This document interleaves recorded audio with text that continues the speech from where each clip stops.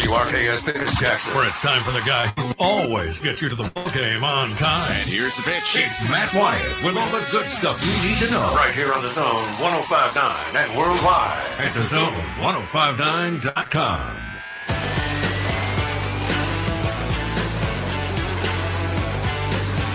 Hey. Let's go. Here we go. All right.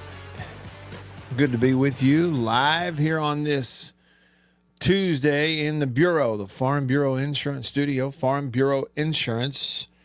Go with the home team. They are your home team at Farm Bureau Insurance all across the great state of Mississippi. Your hometown heroes. That's your local Farm Bureau Insurance agents. I'm Matt. Beaver is here. You are here. We got the whole gang. Lots of ways for you to be a part of the show, so I hope you will be today. You can text me on the Country Pleasing text line, 885-3776. That's the number to text. 601 number, 885-3776. Text away the Country Pleasing text line. Country Pleasing sausage. I had some of the original. I'm finishing it up. I'm about to finish up that package of original smoked sausage flavor that I've been going through. So I had about to finish it up. Had a little more this morning for breakfast. Y'all can call me also on the Junction phone, Junction Delis all across the state of Mississippi, fueled by Prince Oil Company. The number to call, 897-1059. 601 number, 897-1059. And you can also hit me up there on the live stream. If you're on Facebook or YouTube or X, formerly Twitter, feel free to drop a comment right there. Gene is on Facebook, and he says, all caps, Hail State with 2 exclamation points. Back at you, Gene. Hail State. You got some good news, didn't you? I think Coach Levy confirmed today that Fluff Bothwell, running back, injury, carted off at the end of the game against Texas A&M, isn't as bad as they feared. And so I don't know any details beyond that, but we were kind of alluding to that yesterday. But I think he confirmed today that he is hopefully going to be back at some point. It's just a matter of how soon and to what degree. But that's really good news as opposed to one of those season-ending deals. No question. Now, and look, I got to chat it up with my man Beaver here in just a minute. I got a text here early from JD. He said, hey, Matt, crazy question. I graduated at Mississippi State in 2000. When I was there, we used to eat at the Ramada Buffet where MSU players often ate. It says, I believe this place had a name other than the Ramada. Do you or your listeners happen to remember the name? Enjoy the show. Well, thanks, JD. I don't remember it having another name. It was the Ramada Inn, right? And that was the team hotel for home games. I think, if I'm thinking, gosh, it's funny how time will fuzzy up your memory on things that should be clear, but I'm pretty sure every home game of my entire college career, late 90s, and like I said, the 99 season was my senior year. I graduated May of 2000, like you. But every home game ever, the team hotel was Ramada Inn there in Starkville. It was, there on 12 across from like where Harvey's and the Lodge and all that is. And I don't think, is there even a hotel over there anymore? I never drive up through there on 12 anymore, so I don't know. But I don't think it's there anymore. But I always thought it was called the Ramada. Yeah. I'm pretty sure that's what it was called the whole time. Until what? Probably 15 years ago? So somewhere in the neighborhood of about 15 years after we got out. Yeah. I think that's probably right. I think it was always called the Ramada. Y'all text and let me know. The number to text, 885-3776. We'll get into what some of the news is, and we'll hit some headlines for you coming up also, and more of your comments. Let me see how Beav's doing. Where's my thing? Here we go. Let's see if it works. Beav, happy Tuesday.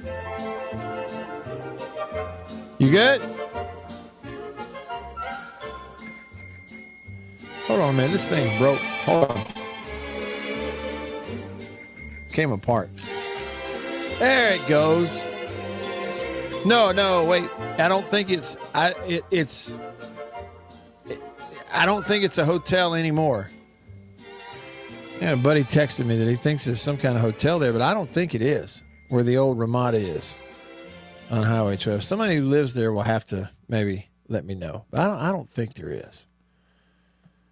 Prince Hoops, what's up on YouTube? Prince says, if you could have any job within all the professional ranks of sport, which one would you take? He said, I would be GM of the Cowboys.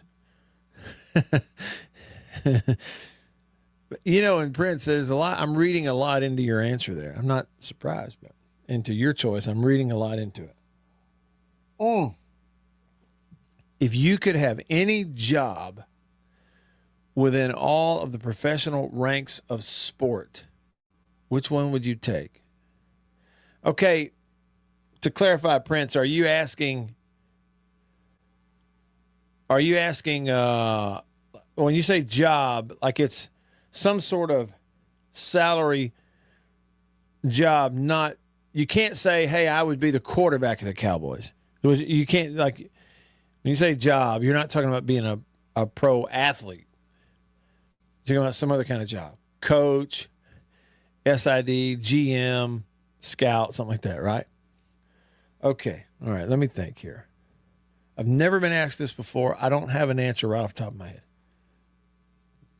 Because I'm also not someone that, you know, has sat around wishing I'd gotten into coaching. I haven't done that. So any job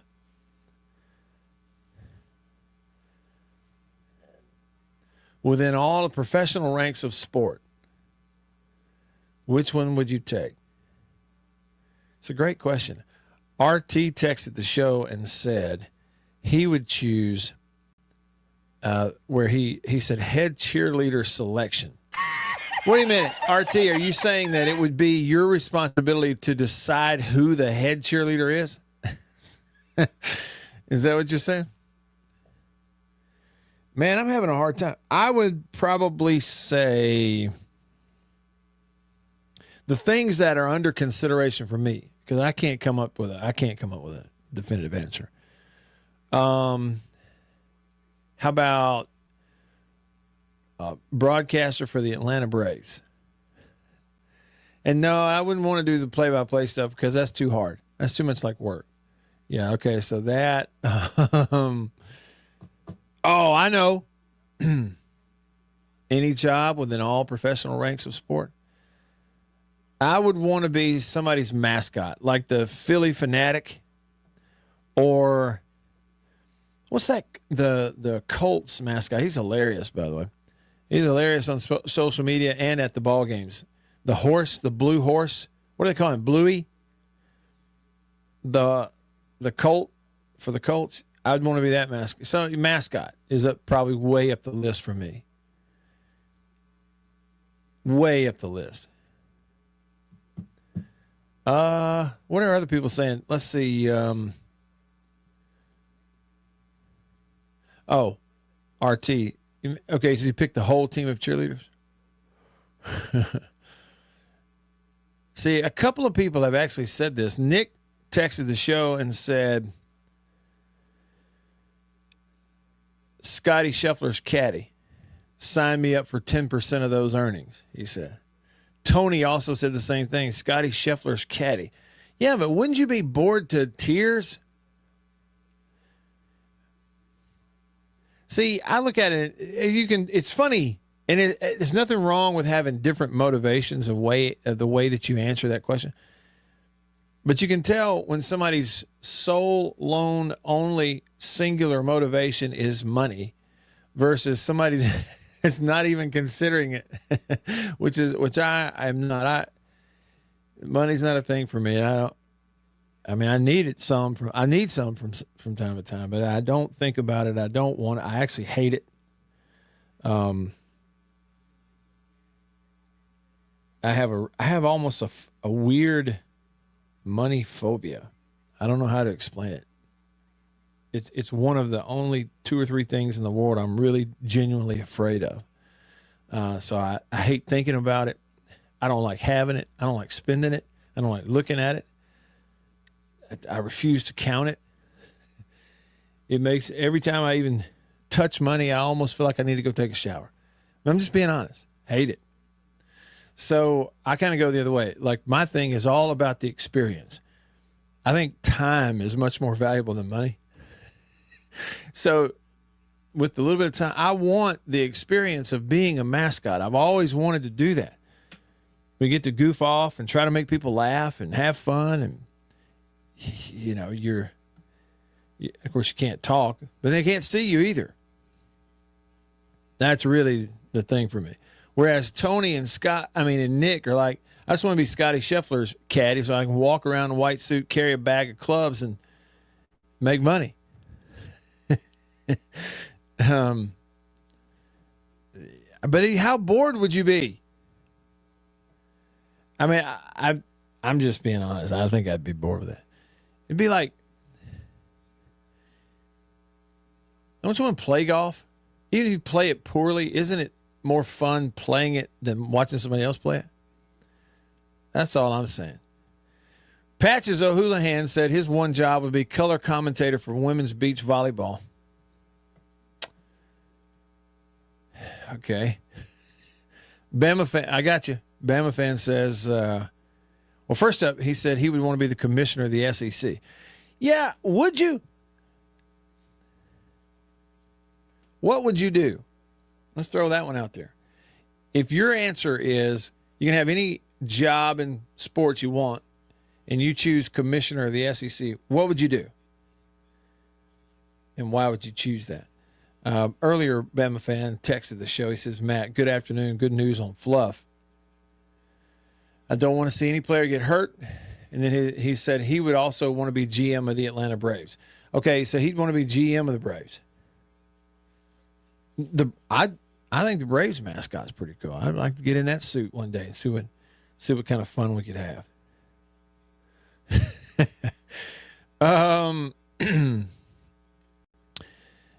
Get off my Vols on the country pleasing text line says, why be GM of the Cowboys? Jerry ain't going to let you do it. Going to overrule everything. So, Philip, back to your answer. You said any job you'd want to be GM of the Cowboys. See, wouldn't you have to, if you're the GM, you'd have to answer to Jerry because he's the owner. So are you sure you want to do that?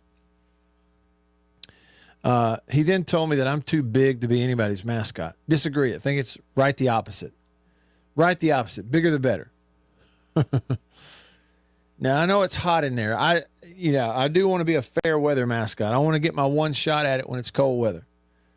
I don't want to get inside that suit and lose 15 pounds in 5 hours, sweating it off in there. I'm not interested in that. Steve says he wants to drive the Zamboni at a hockey game.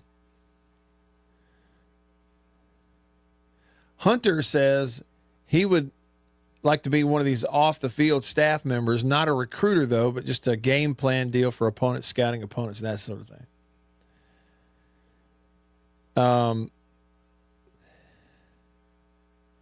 Okay, and Sven, I see your message. In fact, I am going to get to it, but I'm going to kind of include some of this in our headlines. I think it is a worthy headline, what you're talking about there with Sark in Texas. So let's hit it right now. Headlines Hour 1. I'm Ron Burgundy, and this is what's happening in your world. Good evening, and welcome to Eyewitness News. Here's what's making news. Headlines on the show brought to you by the Mortgage Man Group, powered by Luminate Bank right here in Mississippi. Anything mortgage related, that's where you want to go. Find them online at mortgagemanms.com. Mortgagemanms.com. First up, Oklahoma quarterback John Mateer is pushing towards a return versus Texas this weekend in that rivalry game. He's trying to get healthy enough to play. There's belief, according to a story, that His return, which would be less than 3 weeks after hand surgery, is possible. It is possible for him to return this weekend. We will see. And headline number 2, Steve Sarkisian has been talking about this and defending the culture at Texas after their latest loss. Story says here he is, Steve Sarkisian that is, at Texas, once again the target of widespread scrutiny after their latest high-profile loss.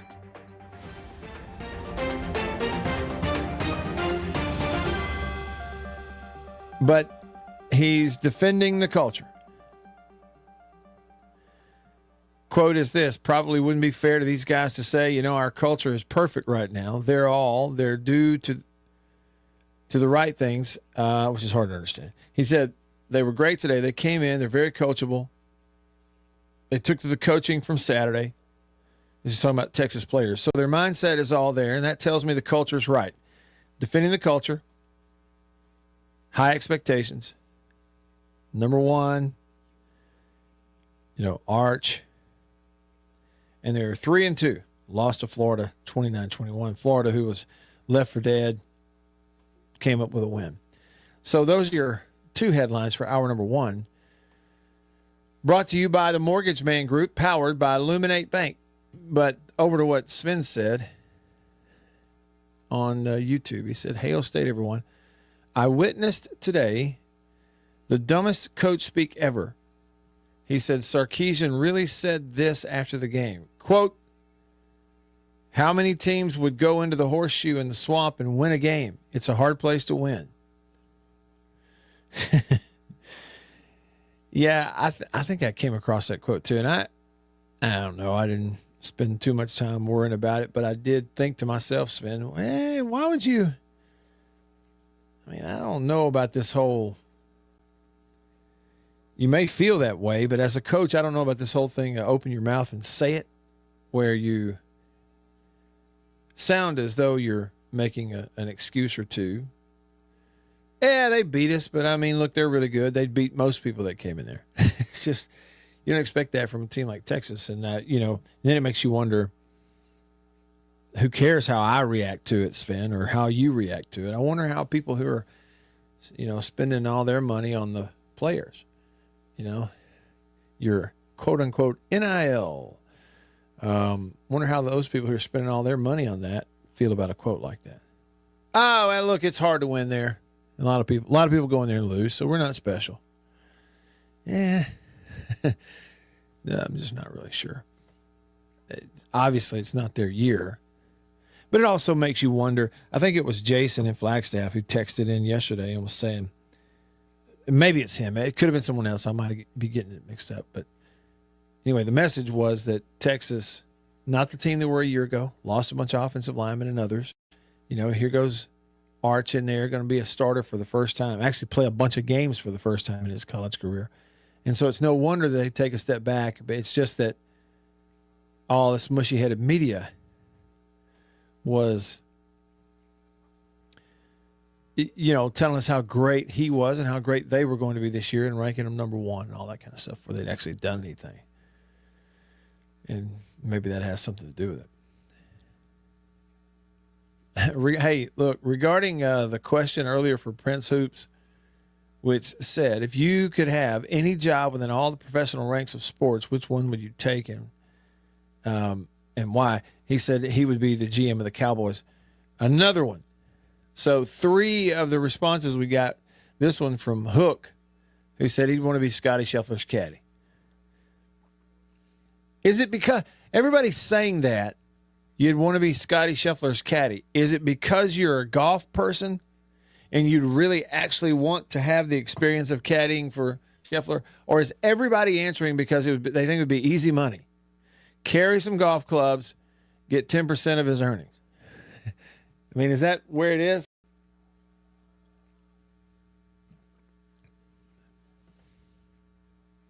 T-Mite says he'd want to be the crew chief for a NASCAR team. Now, that would be a pretty cool job, wouldn't it? Well, let's see. It'd be fun. I don't know about full-time job. Would you ever go home? Would you ever be at home? Probably not. I don't know about, full-time job, but to get to have one experience being a NASCAR crew chief, now that would be pretty cool. Really would. On the baseball side, Bama fans said it would be interesting to see what all goes into drafting baseball players, talking about being GM of the Atlanta Braves. He said it would be really involved. I'd be really involved with minor league teams, see the development of young players and keeping up with it. That would be neat. Well, you think the international thing too, right? Which is lately where a lot of your best players come from. Nick texts the show and says, famous composer Daniel Johns once said, quote, "You say that money isn't everything. Well, I'd like to see you live without it." Nick, it's so true. It's a true statement, right? It's, people like me were a little bit hypocritical and we go, I hate it. Hate everything about it. I hate talking about it. I actually have developed a real, sure enough, kind of weird fear of it. But I'd like to see you live without it. See, here's my thing, Nick. I'm just being honest with you. At this point in my life, I am genuinely weighed down at times with the guilt of getting myself to a point in my life where I'm so dependent on it. Whether it be, paying for houses and cars and all this other stuff, travel and things and food. I'm genuinely embarrassed that knowing what I know, I still have allowed myself to get in a position of being so dependent on money. And I'm telling you, from now to the day they dig a hole and throw me in it, my goal is to get less and less dependent on it all the time, no matter what it takes. Stick around.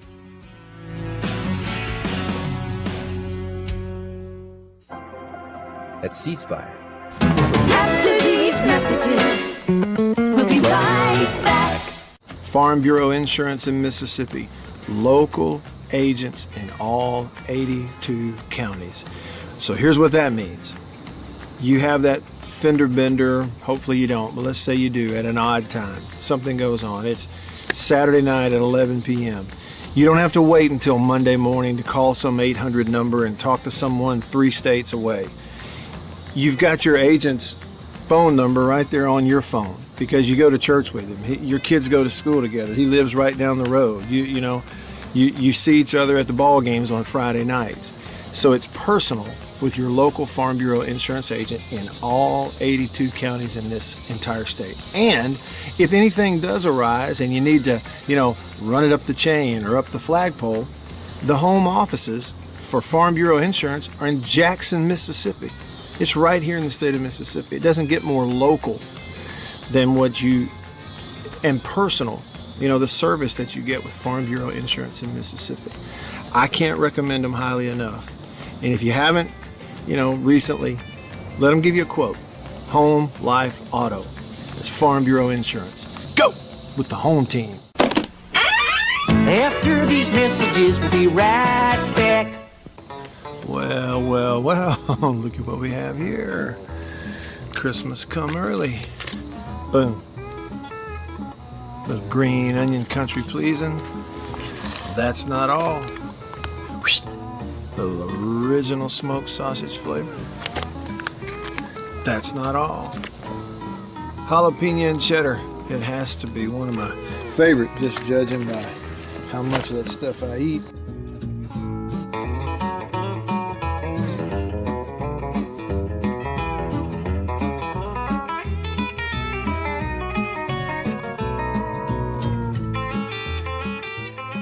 Oh, can't forget.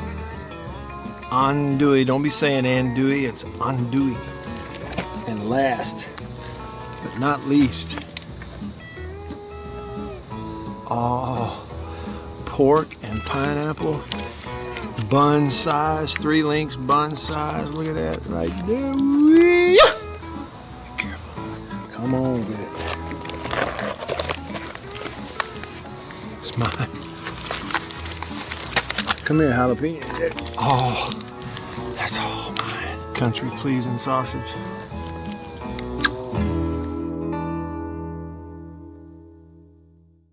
We'll be right back after this message from C Spire. My name is Matt Wyatt. I host the Matt Wyatt radio show out of my home using C-Spire fiber. And when we hit the road as a family, Matt's show goes with us, thanks to C-Spire Wireless. Its ultra-reliable nationwide network lets me broadcast live from anywhere. And never miss a moment that matters. Connecting you to what inspires you most on C-Spire's blazing fast 5G network. And right now, get your choice of free phone. That's customer inspired. That's C-Spire. Y'all like coffee? I know you do. Check it out. Little High Point Roasters from New Albany, Mississippi. That is the breakfast blend. It's a whole bean. And if you notice, that's how much I've had already. Brazil Oberon. Not Orgeron or Orgeron, you LSU. No, Brazil Oberon. That ain't all. What we got there? What flavor is that? Papua New Guinea grade AA. Bring it on. High Point Roasters, New Albany, Mississippi. Roasted right there. That's whole bean. One more. I got more. Ah, tried and true. Magnolia blend. High Point Roasters coffee, New Albany, Mississippi. It is the best. Single origin from all over the world. Blends that they have come up with over the years are the oldest coffee roasters in this team. They are your home team at Farm Bureau Insurance. Let's see here. We'll ask him and see. Hunter says, hey, Matt, what is Beaver's answer to Prince Hoop's question? We'll just ask him and see.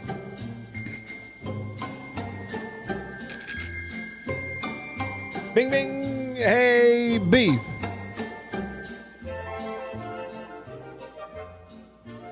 Hey, Beav.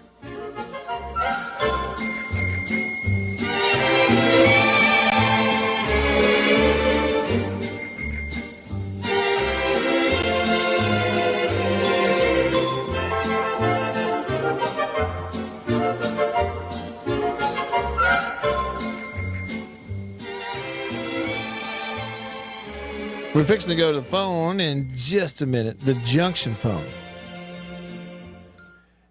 My man Beav, y'all don't, sometimes you don't understand, like he needs about 2 more arms, about 3 more ears, and he needs an assistant or 2.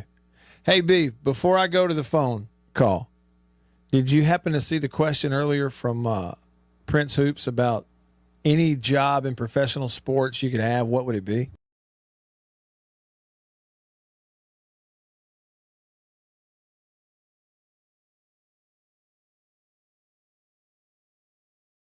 A pro athlete, but any job, in and around sports.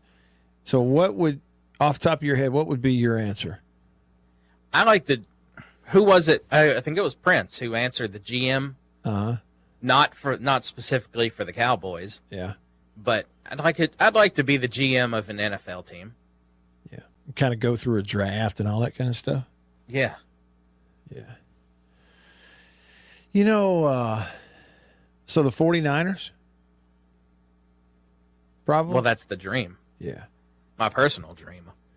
Would you have to live in San Francisco though? No. You don't live in San Francisco, because let's never forget that they poop on the streets. That's what I'm saying. Like, you really don't want to live there, so you need to be, you just fly in for meetings, work remotely, the whole Zoom thing. Hey, Beaver, before I go to the phone call, real quick, here's one reference you'll like. Old Tackle's answer on YouTube to the question is, he would want to be assistant to the traveling secretary for the New York Yankees. How about that? Nice. It sounds like a man who enjoys a good nap. Under his desk. Yeah, no less. All right. Over to the Junction phone. Junction delis all across the state of Mississippi, fueled by Prince Oil Company. They've been fueling central Mississippi since 1960. Pull up to the pump, fuel in your tank. Walk inside, go by the Junction Deli, fuel in your belly. That's how it works. On line one, it's Terrence. Hey, Terrence, what's up? Hey, Matt, how y'all doing this afternoon? Just right. That's good. That's good. Actually, I was just talking to Beaver before I got on the phone, and we were talking about our 49ers and how we were shocked and impressed with the win that they had this past Thursday against the Rams. And I don't know how Kyle Shanahan is doing it, but he's putting his team together with string, duct tape, and anything else he can get his hands on. Yeah, he's fast and in different ways, showing that he's one of the best coaches in the NFL. I don't think there's any doubt about it. Yes, indeed. Listen, I got 3 things I want to mention, and they all have to do with what I call college football frauds. Basically, teams that had high hopes that we all thought were going to be X, Y, and Z, and they really are not turned out to be what they should be. Okay. Fraud number 3 is North Carolina. I think the fan base of North Carolina probably wishes they probably didn't hire Bill Belichick as head coach. It's one thing to lose. It's another thing to get your teeth beat in week by week.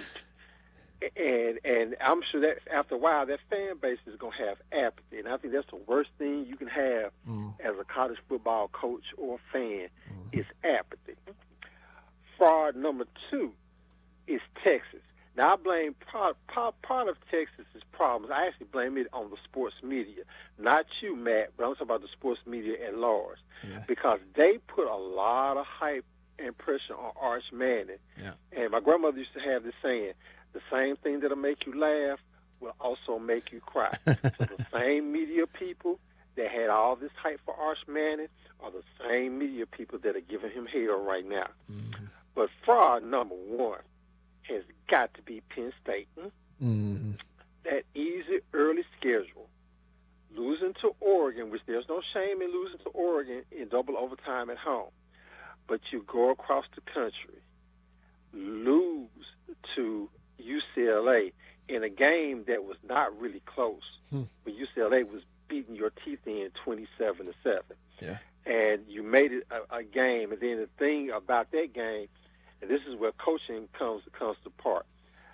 I think it was Gary Danielson that said on the telecast that UCLA was probably going to take a safety about 5 minutes before this happened, and it seemed like Penn State was not prepared.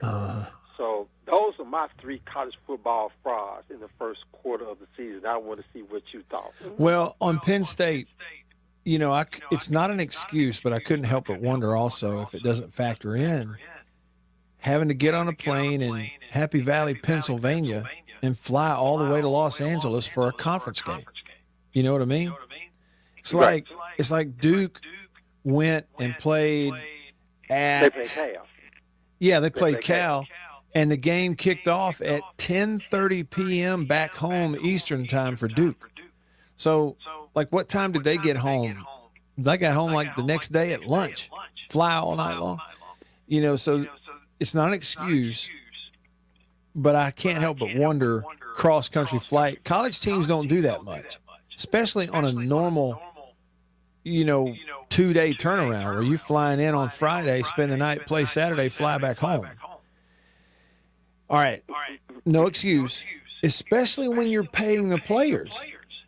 Right? Exactly. It's no excuse, but it also, I think, shines some light, Terrence, on sort of the convoluted nature of the whole thing. Is you're paying these players all this money, but they're still young. Okay, they're not. You can call them professionals. You can treat them like professionals, but they're not always capable of behaving like a professional because some of them are 19 years old. So, if they decide that they just want to get it over with and don't play well and want to go home, I mean, that's on you for shoveling that money down their throat and not knowing what you're really going to get out of them. Now, right, and it's not like they're going to turn it down. It's not like they're going to turn it down. Whatever you offer them, yes, they'll take it. But like I said, those are just a few observations that I've noticed in the first quarter of the season. Just teams that people thought were going to be good or decent, and they just have not turned out to be for a variety of reasons.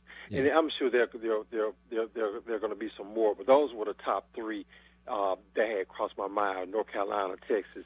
Well, and I totally agree with you on Texas. The Texas thing was before anybody watched them play, everybody just going ahead and crowning them. You know, especially in this era, we learn real quick that you can't do that. You just can't crown anybody. And yeah, which also leads me to my next point that I'm gonna hang up and get off the phone. This is the reason why you should wait. All these Associated Press coaches polls.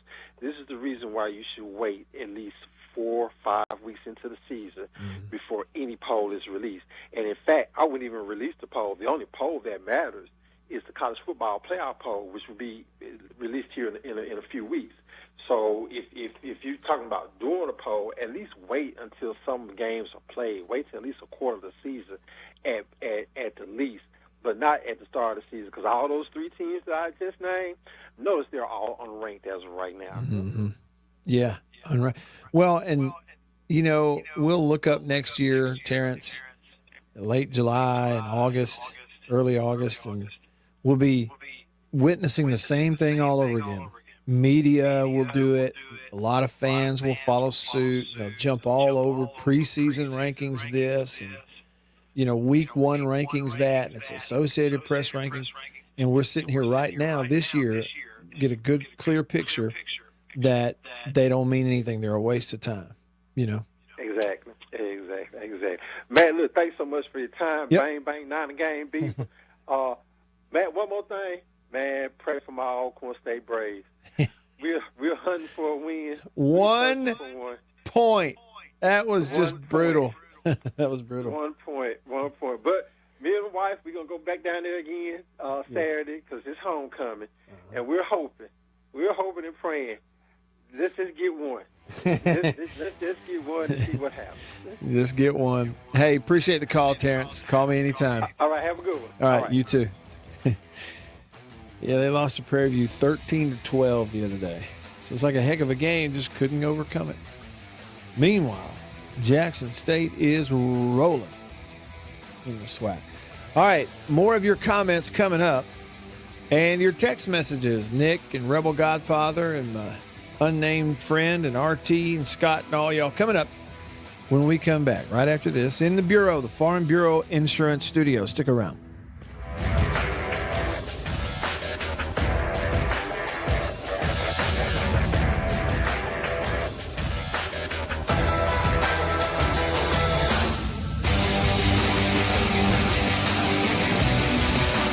After these messages, we'll be right back.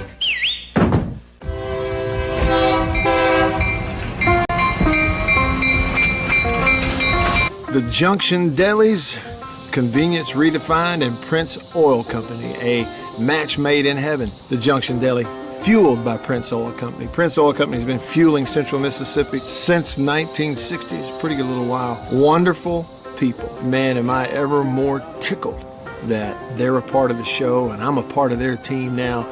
As you know, if you listen to the radio show, I've been to the Junction in several different places around the state.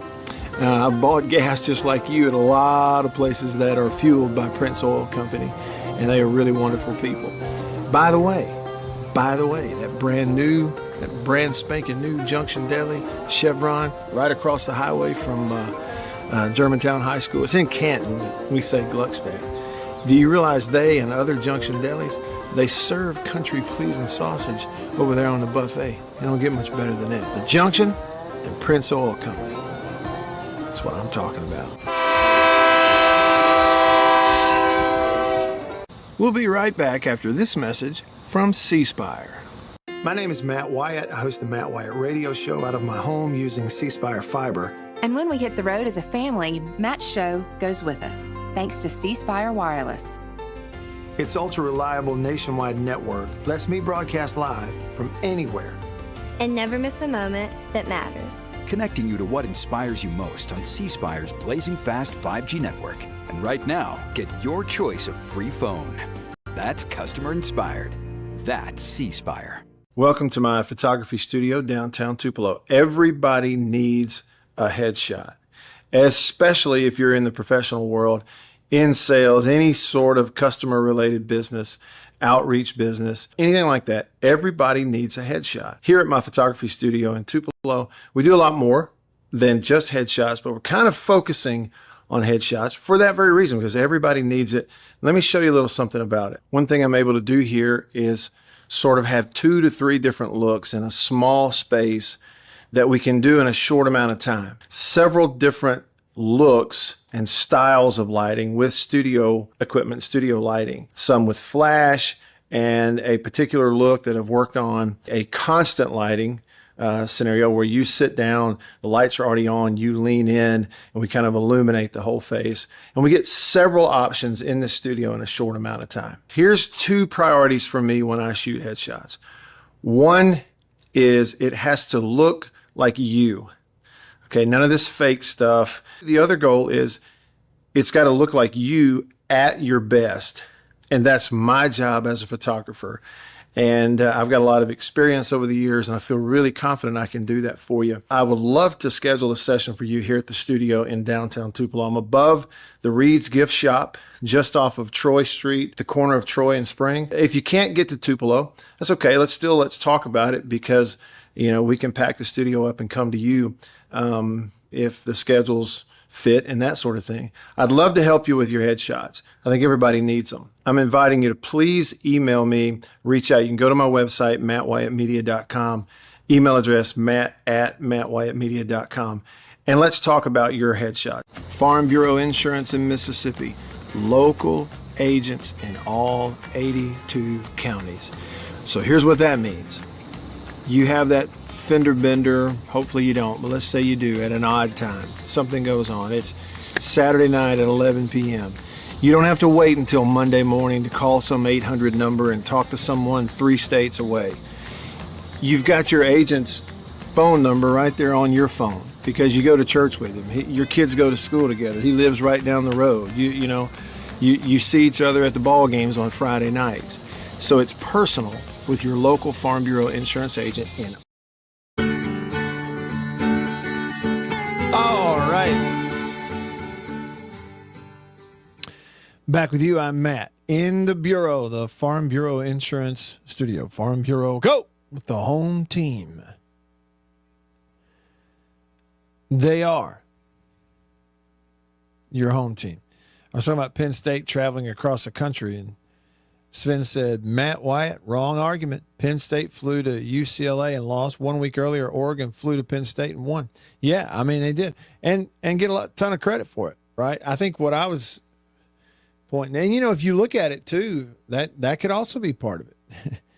Get the lose the big game in front of a sold out whiteout crowd against Oregon, and the air comes out of the balloon. Again, it's no excuse, but it's like the air comes out of the balloon a little bit right there, and then immediately you're rewarded with a cross country trip to UCLA.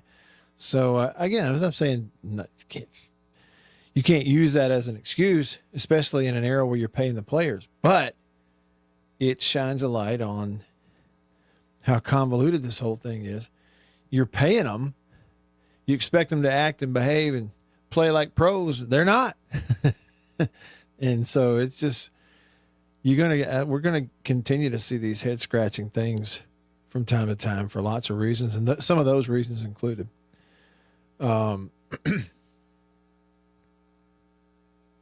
Rick commented and said, any new word on Fluff's injury today? Yeah, Rick, earlier today, Jeff Levy spoke with me. It's not a normal weekly press conference deal because they're off this week, but I think spoke with some media and did confirm that does not appear to be season ending.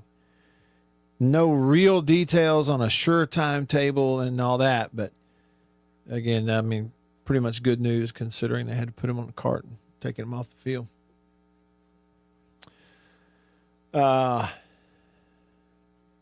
Mr. Sip said that Florida's defense is severely underrated. He's on YouTube. Also on YouTube, Bama Boy said Mississippi State is not a bad team. And then it says you guys need to work on the forward passing game. Yeah.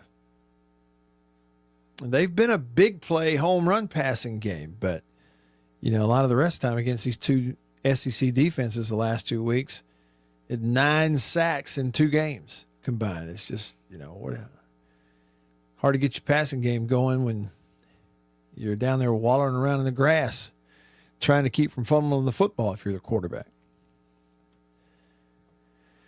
Over on the Country Pleasin' text line, Country Pleasin' sausage on grocery store shelves all around the Southeast. It's the best.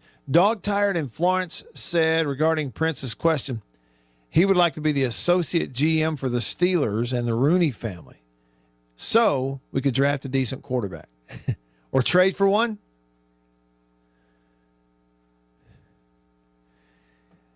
Nick texted us in earlier, and I didn't know any of this, but apparently it was a Silverchair reference.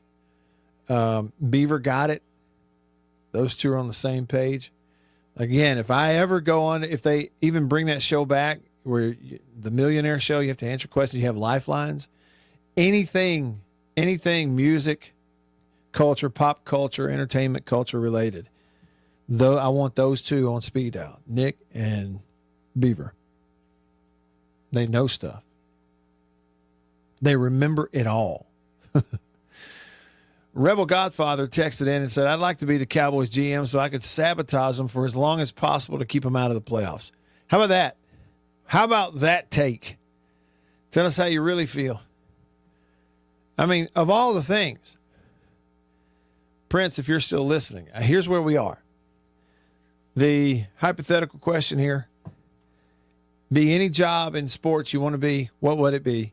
And we have someone that hates so much in their heart the Cowboys, they would simply want to take a Cowboys job just to sabotage them. Wow. Now, regarding that question earlier, so many people said they wanted to be Scotty Scheffler's caddy. And I said, okay, but is it because you're a golf person? You're a golf fanatic? No, that's great. Or is it just simply because you think, are you saying Scheffler's caddy because then you walk around, carry golf clubs for 18 holes and get a humongous check because you're getting a cut of what he does? So which one is it? I asked the question. And then somebody texted in, unnamed texter texted in and said, well, what if they like watching golf? Well, see, that's what I was saying. He said caddying would be a great job. Also, says, I would much rather watch football than try to play it myself. Yeah, I will say earlier, like, it seems to me that caddying would get a little boring, especially you have to watch everybody else play and you can't play. That's all. And I'm not a golf guy. That's all I'm saying. Okay, and then on the money thing, he texted in. He said, also, money is not evil. It is the love of money that leads to evil. Yeah, that's right. That's biblical. The love of money, the root of all evil. It didn't say money is. But see, I just was being honest with you where my outlook on things is at this point in my life. I was just being honest with you about it. Okay, and I don't like it. I don't like talking about it, adding it up. I've developed a little bit of an unhealthy fear of it. And I don't fear a lot of things, but money is one of them. I don't want to talk about it. Anybody that is obsessed with it, I run. I'm the type that money conversation comes up, you'll be like, where'd Matt go? I thought Matt was here. I don't know where he went. I'm out. Hate it. Loathe it. Okay, maybe that's not bad. You're saying money's not evil. Well, okay, I'm not saying it is. I'm just being honest with you.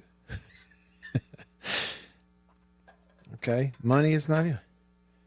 Well, I mean, okay, what? Cocaine is not evil. It's just when you start sniffing it, snorting it.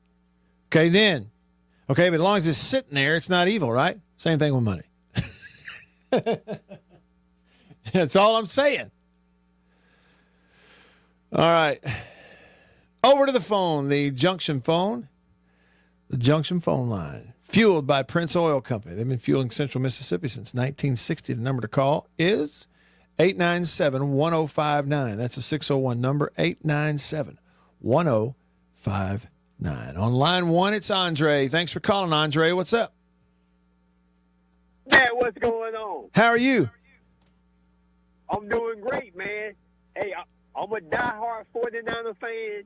Anytime the Rams, the Cardinals, and the Seahawks lose all in 1 week, I'm doing great, man. That's my division. I love it. That's great. Hey, go ahead. Go ahead. You got it. Hey, I tell you what. Think about this, Matt. All the teams that won the championship in all the major sports last year, they all repeat this year. Philadelphia, the Dodgers, Ohio State, all these teams repeat this year. You think so? Has that ever happened in sports? Mm-hmm. I don't think it has. Certainly not at different levels like that. I mean, but everybody in sports talks about how hard it is to repeat. And, like they'll say winning the first one is hard, but winning the second one is even harder. But to have all of those, and it's possible. Eagles, Dodgers, and Ohio State, it's possible.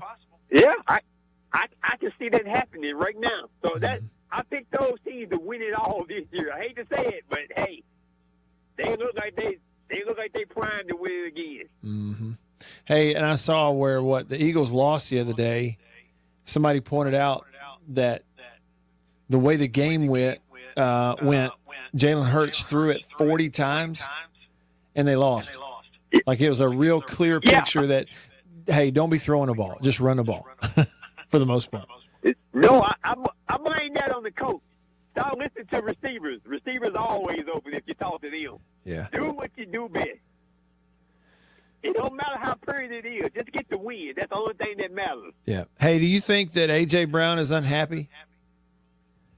Yes, he's unhappy. Yeah. When anytime a quarterback have under 100-yard passes, every receiver in the world is unhappy. Not just him, all of them. Yeah, that's right.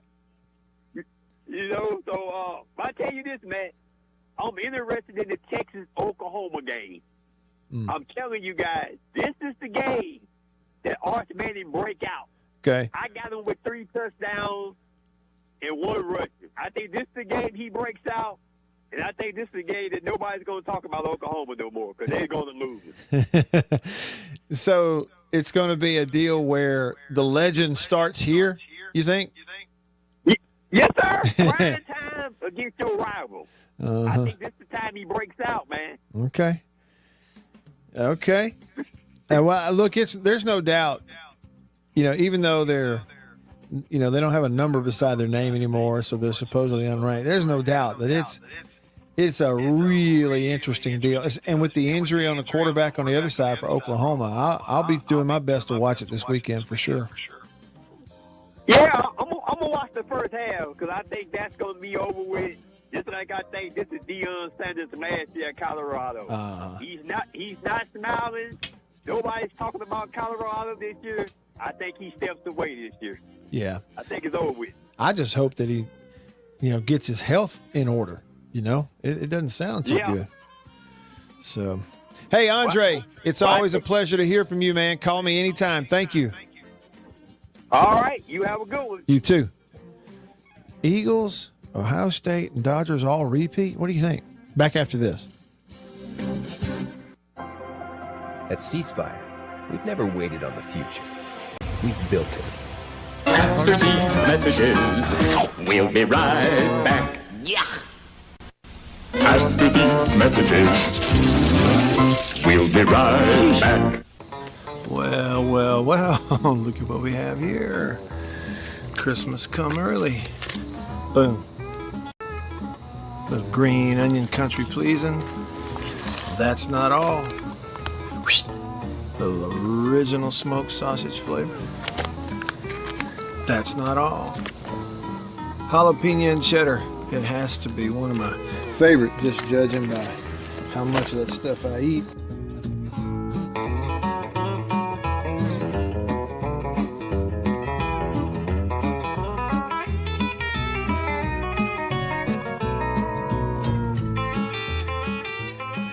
Oh, can't forget. Andouille. Don't be saying andouille, it's andouille. And last, but not least, pork and pineapple. Bun size, 3 links bun size. Look at that right there. Be careful. Come on with it. It's mine. Come here, jalapeno. Oh, that's all mine. Country pleasing sausage.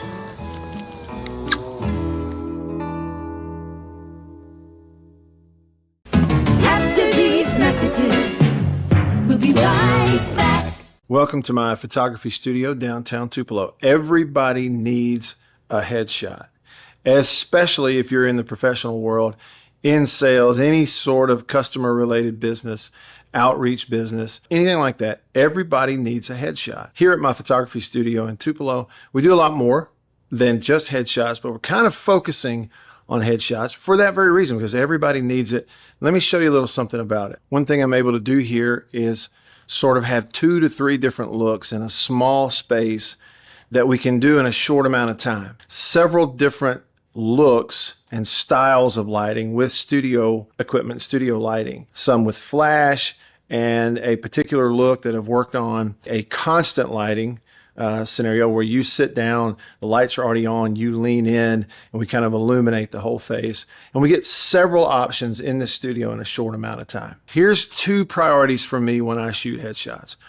One is it has to look like you. Okay, none of this fake stuff. The other goal is it's got to look like you at your best. And that's my job as a photographer. And I've got a lot of experience over the years, and I feel really confident I can do that for you. I would love to schedule a session for you here at the studio in downtown Tupelo. I'm above the Reed's Gift Shop, just off of Troy Street, the corner of Troy and Spring. If you can't get to Tupelo, that's okay. Let's talk about it, because we can pack the studio up and come to you if the schedules fit and that sort of thing. I'd love to help you with your headshots. I think everybody needs them. I'm inviting you to please email me, reach out. You can go to my website, mattwyattmedia.com, email address matt@mattwyattmedia.com, and let's talk about your headshot. After these messages, we'll be right back. Farm Bureau Insurance in Mississippi, local agents in all 82 counties. So here's what that means. You have that fender bender, hopefully you don't, but let's say you do at an odd time. Something goes on. It's Saturday night at 11 p.m. You don't have to wait until Monday morning to call some 800 number and talk to someone 3 states away. You've got your agent's phone number right there on your phone because you go to church with him. Your kids go to school together. He lives right down the road. You see each other at the ball games on Friday nights.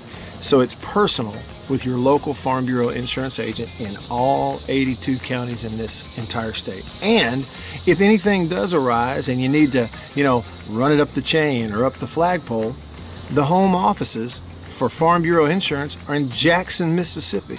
It's right here in the state of Mississippi. It doesn't get more local than and personal, the service that you get with Farm Bureau Insurance in Mississippi. I can't recommend them highly enough. And if you haven't, recently, let them give you a quote. Home, life, auto. It's Farm Bureau Insurance. Go with the home team.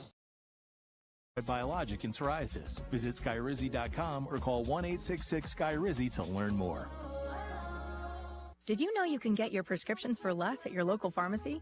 You can with GoodRx. It's the free app that can save you money on your medications. Just search for your prescription, choose the pharmacy and the price that works best for you, and then show your GoodRx coupon to your pharmacist at the drop-off counter. GoodRx works at over 70,000 pharmacies, including Walmart, Rite Aid, and Walgreens, and it works whether you have insurance or not. It's easy to save. Next time you drop off your prescription, check GoodRx. To start saving today, go to GoodRx.com. GoodRx is not insurance. Go from daydreamer to industry leader with Amazon Business. From office supplies to IT essentials, Amazon Business provides tools that help you save costs and make insight-based decisions. Learn how to bring your visions to life at AmazonBusiness.com. WRKS Pickens Jackson. We are good to go. With more of the Matt Wyatt Show. Coming to you direct and live at the Zone 105.9 and worldwide. Now, here we go. At the Zone 105.9.com.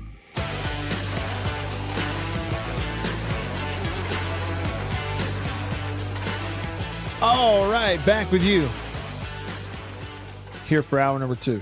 Let me say a thank you.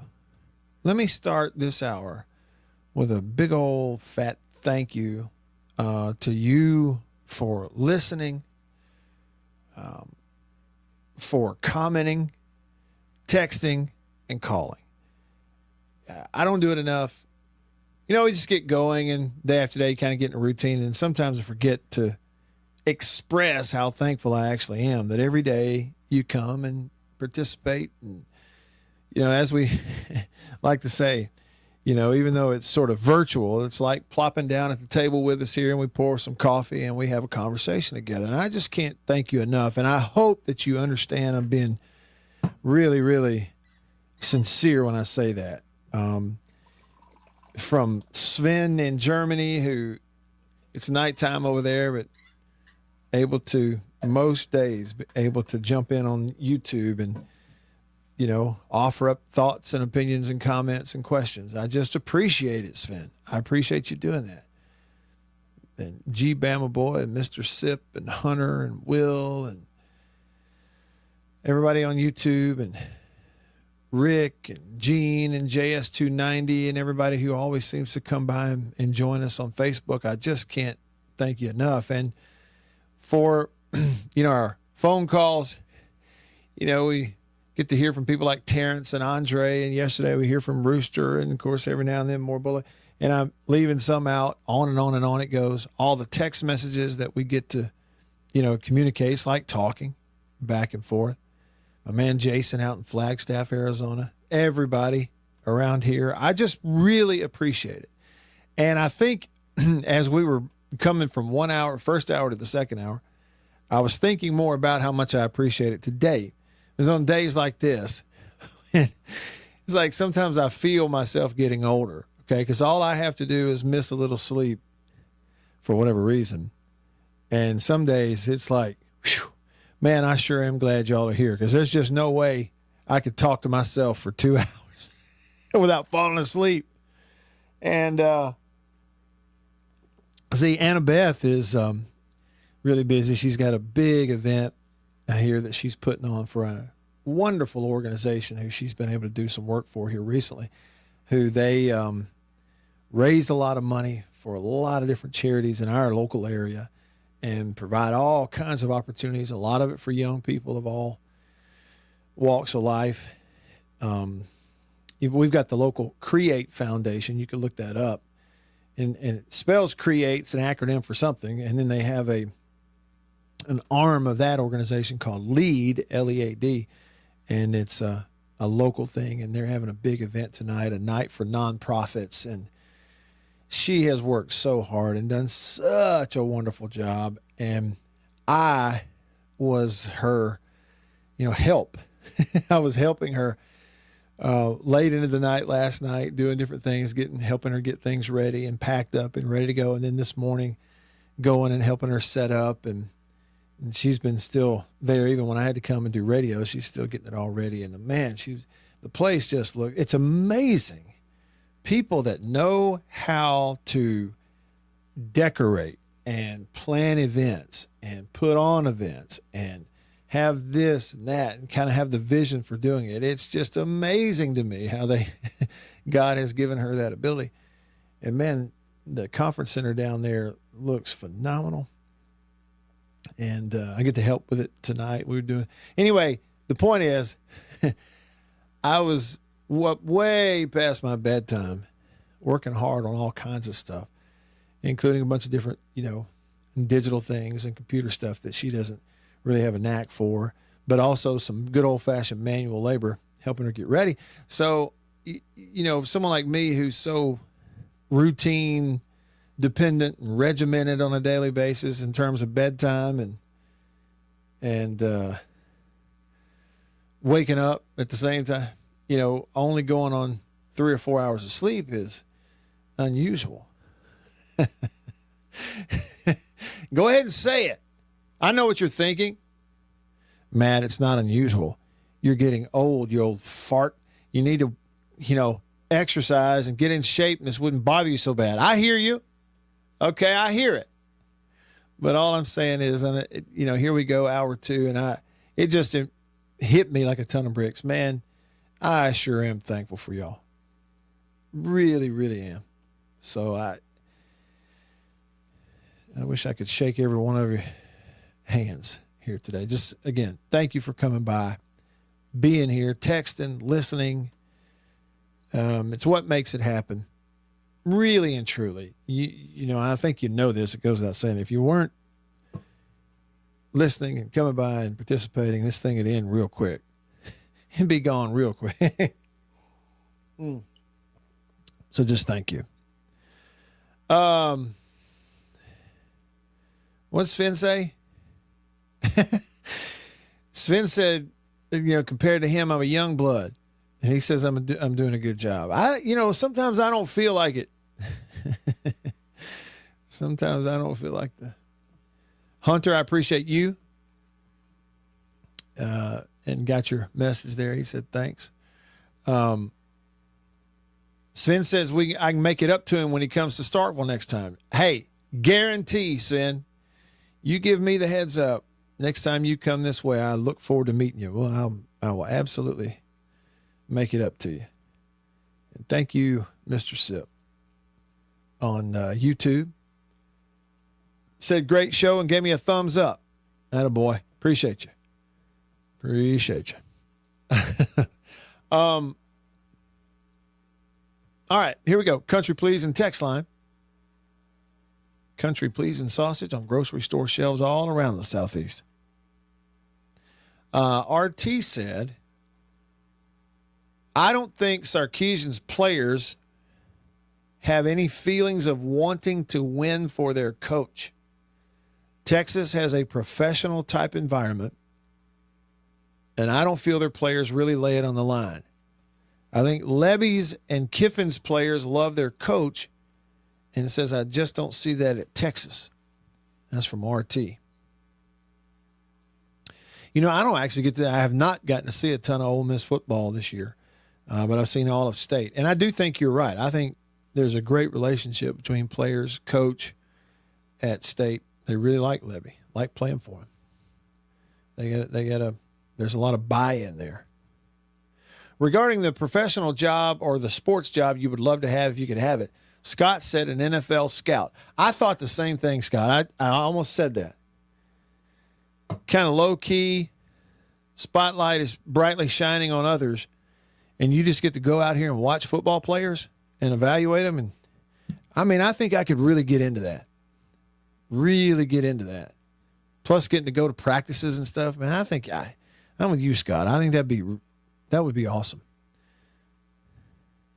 Jason in Flagstaff. Arizona says, I think Penn State being without a full team of players had more to do with that loss than the trip. And he mentioned this yesterday. Down 16 guys is going to hurt anyone.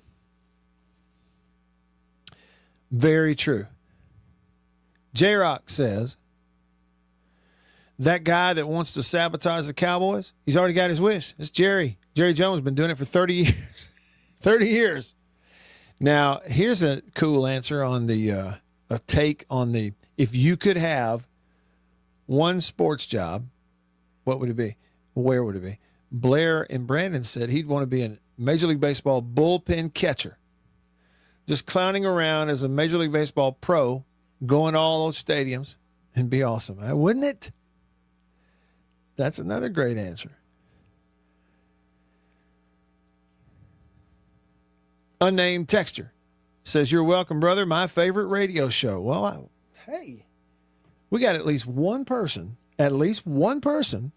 for whom this show is their favorite. That's pretty good. That's pretty good. Anthony says, as someone who went to school at State, we appreciate you giving us a platform for all MSU sports. Keep up the good work, and hail State. Back at you, Anthony. Hail State to you. Andre from Jackson. I told him thanks. I couldn't say thanks enough. And he said, send me a number 7 MSU jersey, extra large. Andre from Jackson. Well, probably the ones I have are not extra large. They're at least 2X. I used to wear those big rib cage pads and everything because I was always getting my ribs bruised and banged up. So they started putting those things on me. Jersey had to be bigger. Somebody texted in and said, Texas. I'm just going to read it. This is the kind of text that you get only from an unnamed texter. We don't ever get it from someone who we know they are. Unnamed texter says, Texas is more boring and lackluster than my current girlfriend. Okay. All right. Should we ask him any follow-up questions?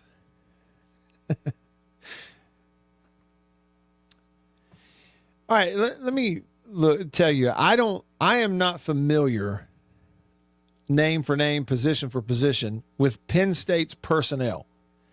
Jason has pointed out they had like 16 guys out in the ball game, that being a big deal. Sven says Penn State has 105 players under contract. There's no excuse to lose to UCLA. When UNLV and Dan, the man Mullen, walks into LA and blows them out, it was lack of effort. Okay. I know that UNLV, they're undefeated under Dan Mullen, but I didn't know they played UCLA. Did they? How'd I miss that? They played UCLA. That's one of UCLA's 4 losses. Did they really? Yeah, they did. Week 2. Man, you talk about. So that was the week that State was playing Arizona State and beat them. And so I was in such a Bulldog fog. That's all I cared about that week. State was 2-0 and they just beat Arizona State and played well and all that. That I totally missed the fact that in week 2, UCLA went to UNLV, and Dan the Man Mullen, as Sven says, and UNLV beat them 30-23. Okay, but it was 23-3 at halftime, and a furious second half effort got it back close again. They scored, like I say, UCLA scored 20 second half points, including 10 in the fourth quarter to close the gap to a touchdown margin. But in that game, Mullen's team, well, let's see, they win, but they were outgained by the time it was over, 428-351.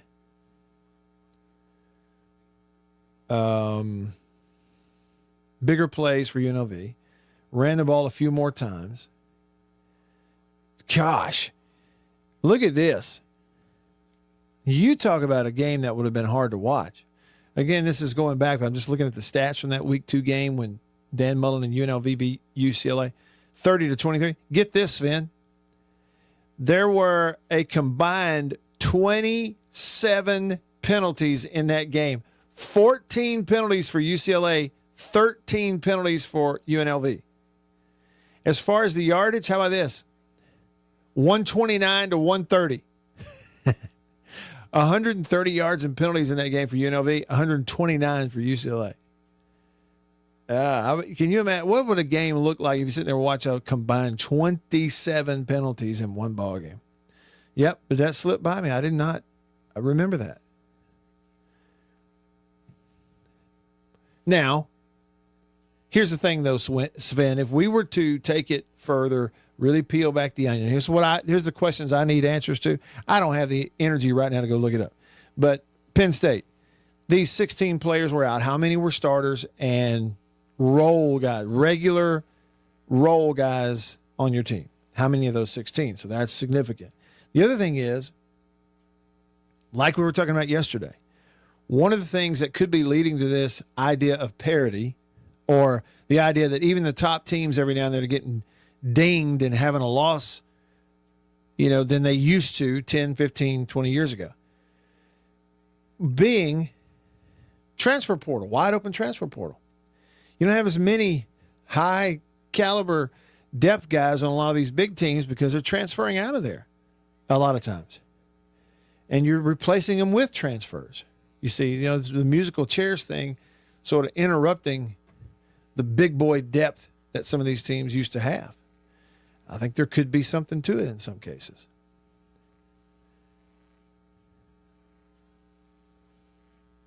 Mr. Sipp said that Jerry Neuheisel needs to be the new head coach after that. I mean, and again, this was in passing. I think I heard it on a radio show or something as I was driving last weekend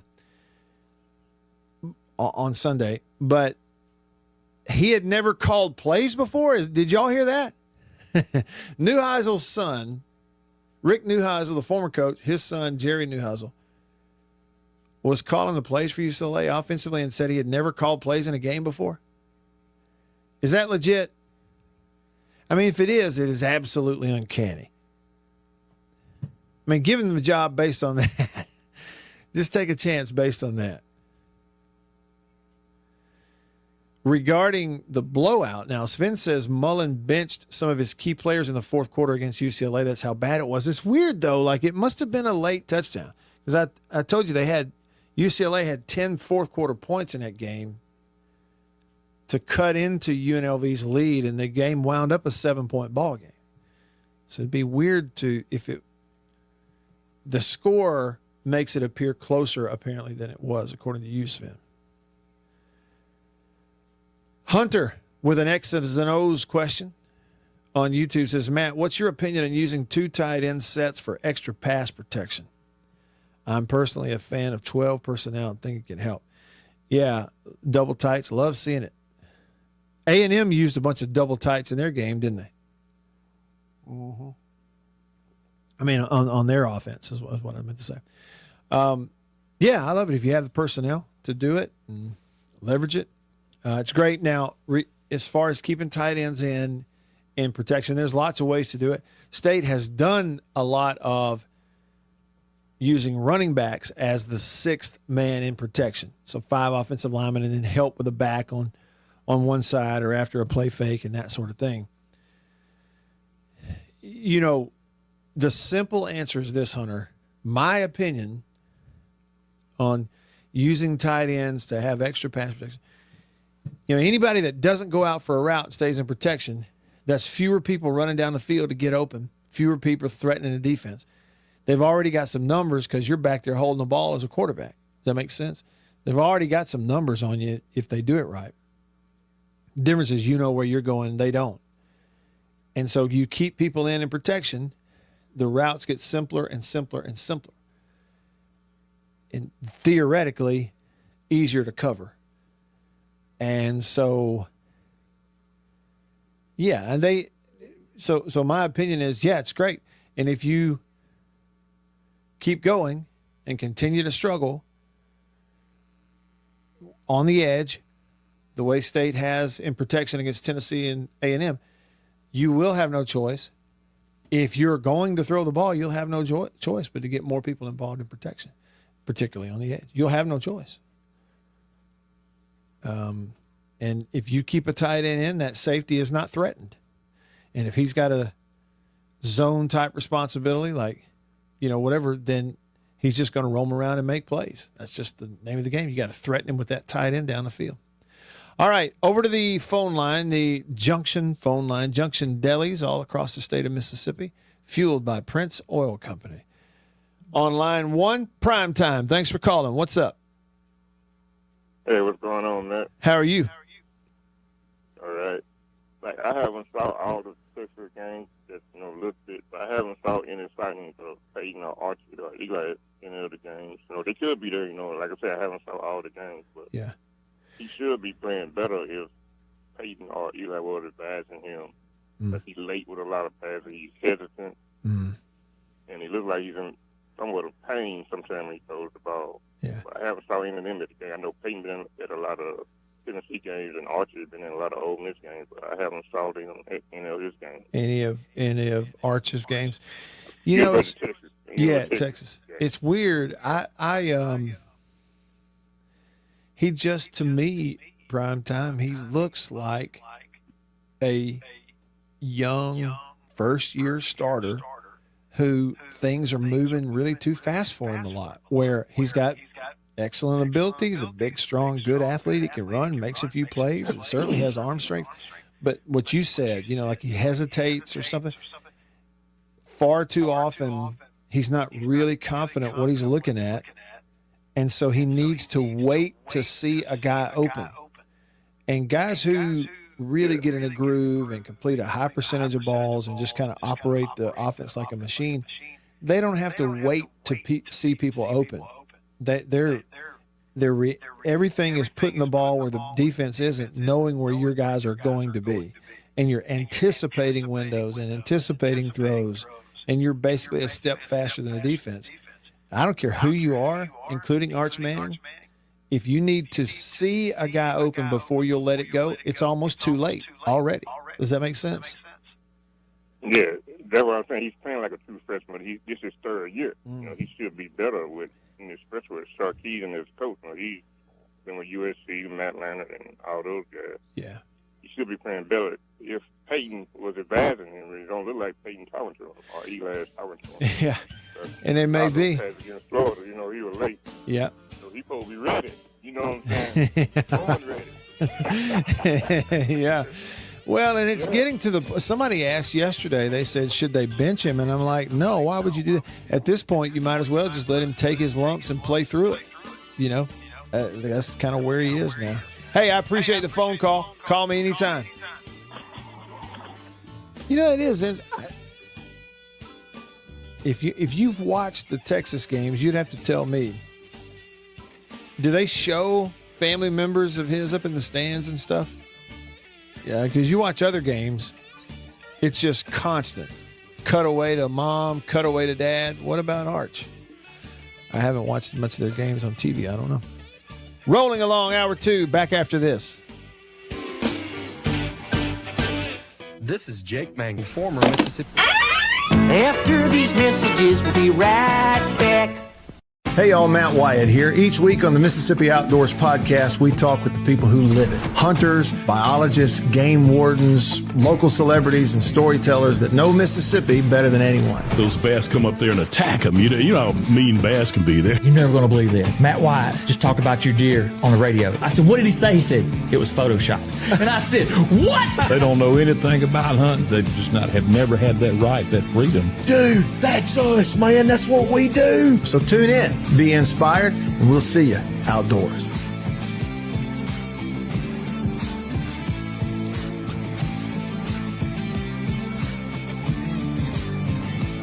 After these messages, we'll be right back. Yeah. Farm Bureau Insurance in Mississippi. Local agents in all 82 counties. So here's what that means. You have that fender bender, hopefully you don't, but let's say you do at an odd time. Something goes on. It's Saturday night at 11 p.m. You don't have to wait until Monday morning to call some 800 number and talk to someone 3 states away. You've got your agent's phone number right there on your phone because you go to church with him. Your kids go to school together. He lives right down the road. You see each other at the ball games on Friday nights. So it's personal with your local Farm Bureau insurance agent in all 82 counties in this entire state. And if anything does arise and you need to, run it up the chain or up the flagpole, the home offices for Farm Bureau Insurance are in Jackson, Mississippi.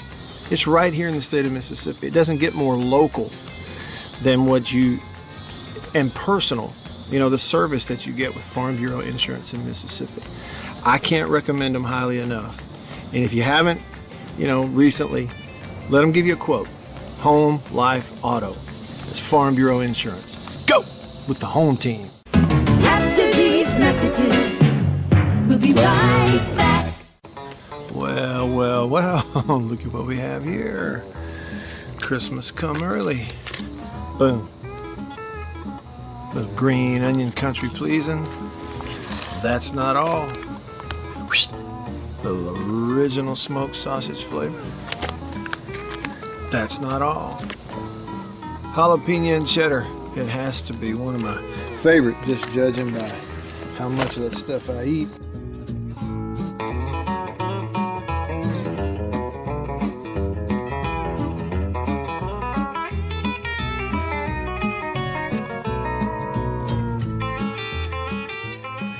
Oh, can't forget. Andouille. Don't be saying andouille, it's andouille. And last, but not least, pork and pineapple. Bun size, 3 links bun size. Look at that right there. Be careful. Come on with it. It's mine. Come here, jalapeno. Oh, that's all mine. Country pleasing sausage.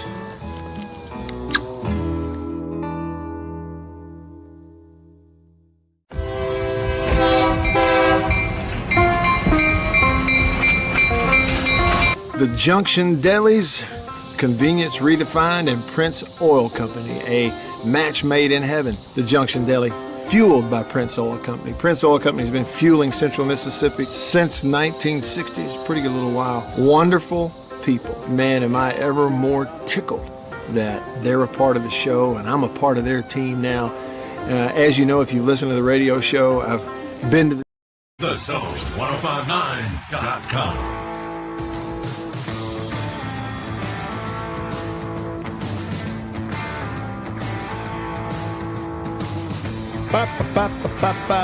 Back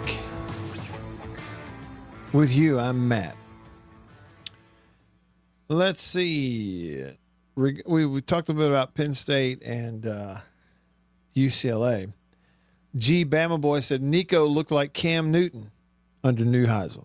Like he had new life. Mr. Sip said, ooh, we imagine the transfers out of Penn State in January. The roster is going to get totally pillaged, he says. Regarding the 16 players being out, seems significant to me. I would probably lean towards agreeing with Jason on that. Sven disagrees. He says, Matt, it does not matter. UCLA has 0 recruiting and no support in the stands. UCLA's best player was one of the worst QBs in the SEC. Penn State has around 74 and 5 stars. It was not showing up. They just didn't show up for the game. That's according to Sven. It makes a strong argument. G. Bama Boy said that Arch is learning how to play the position, and you can see it.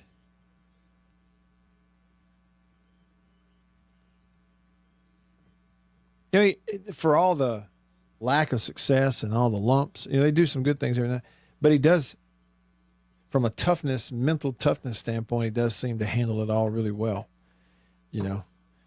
Never throws a fit, kind of, emotionally the same. All except for bowing up on that poor kid from, Directional State, whoever it was they were playing a few weeks ago that they overmatched. And that was a little odd, but whatever. Let's see, what is this? Hunter says, my overloaded line would ideally be 6 linemen, quarterback, running back, 2 receivers, Traore at tight end. So, in other words, what you're saying is a heavy package that really only includes 1 tight end. It's just you're going to add an extra lineman. And just basically take 1 pass catcher off the field. Is that what you're saying? And add an extra actual physical offensive lineman in the group. And that'd be one way to approach it. RT texted and said Sark is a great offensive coordinator. He's just not a leader of men, he says. Hey, you know what? Okay, right on time, RT. I didn't know, I had not previewed your text before I read that, but during the break, I grabbed this book that the author, Chris Warner, sent me. This was back in 2020. He's a really nice guy. And he sent me this, and it's a book, SEC sports quotes, and the whole thing is divided by school. and I just sometimes open it up randomly to whatever's in there, and just see what I'm reading. And so a minute ago I'm reading, and I flipped it open. It's in the Florida section, and it's several quotes from Steve Spurrier. And I thought, those are good. But I don't know. I mean, we hadn't been talking about Florida. How would we transition over to quotes from Steve Spurrier? Well, RT, you said Sark is a great offensive coordinator. He's just not a leader of men. Spurrier was a great offensive coordinator and a great leader of men, and a real old school, didn't get probably the credit he deserved for being an old school horse's rear end too, which is kind of the whole back in the day leader of men quality. Listen to this quote.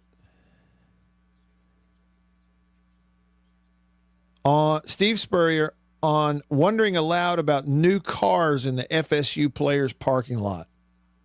Quote, I'm not saying anybody broke any rules.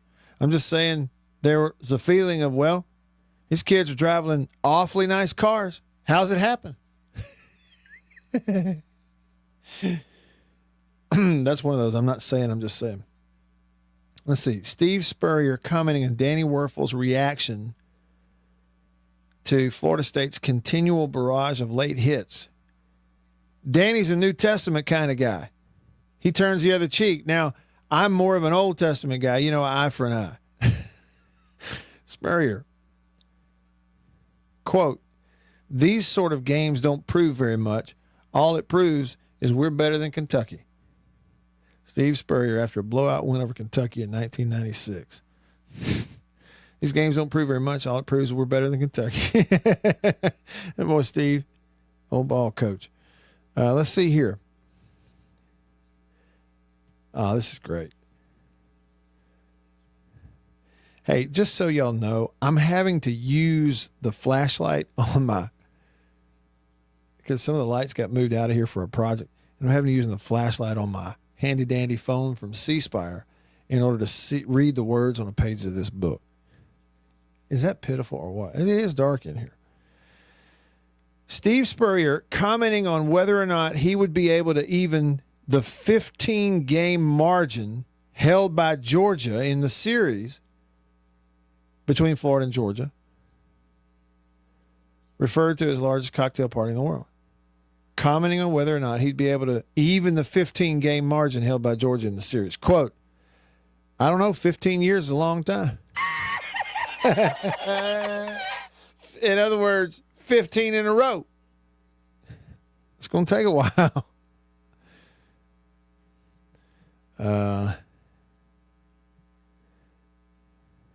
Steve Spurrier commenting on why he elected to go for a last-second passing touchdown in Athens against Georgia while the Gators had a huge lead. Quote, because no visiting team has ever scored 50 points in this stadium, and we wanted to be the first.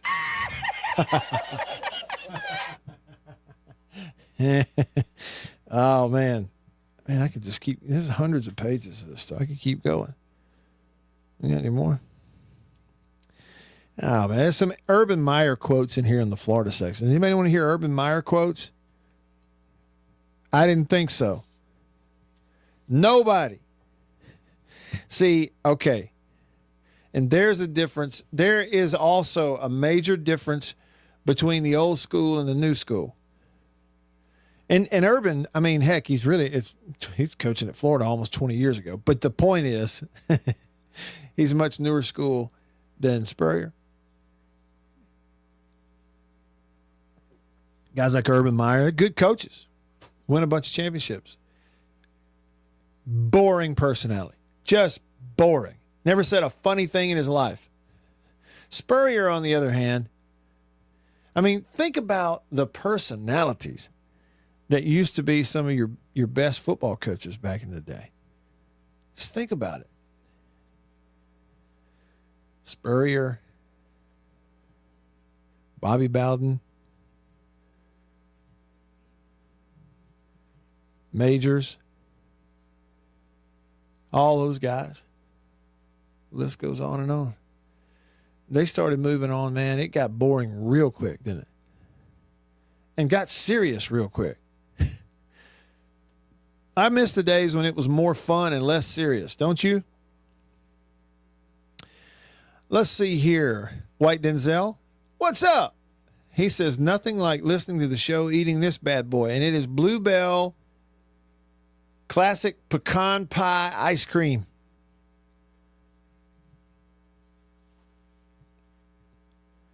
Jason in Flagstaff says, been listening to your show since my 12-year-old son was 3 months old. Thanks for not going the way of hot takey and or political nonsense. Either way, to be clear, political nonsense-filled shows like most everyone else in, quote, sports media. You're welcome, Jason. I don't have a stomach for it either. Hey, but you know what? I will say this, Jason, for good or bad, because, and I guess you could probably say that for me, from my perspective, because the goal has never been to just by any means necessary to pile up as much money as possible. That has been the goal. Therefore, I've made some decisions along the way, including this one.